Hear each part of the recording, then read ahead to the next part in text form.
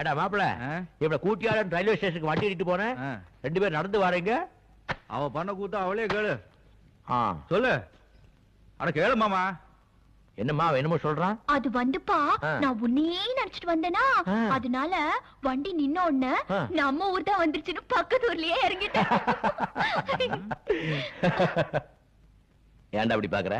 மாமா இவ பட்டணத்துல போய் எதை படிச்சுட்டு வந்திருக்காளோ இல்லையோ நிறைய பொய் சொல்ல கத்துட்டு வந்திருக்கா.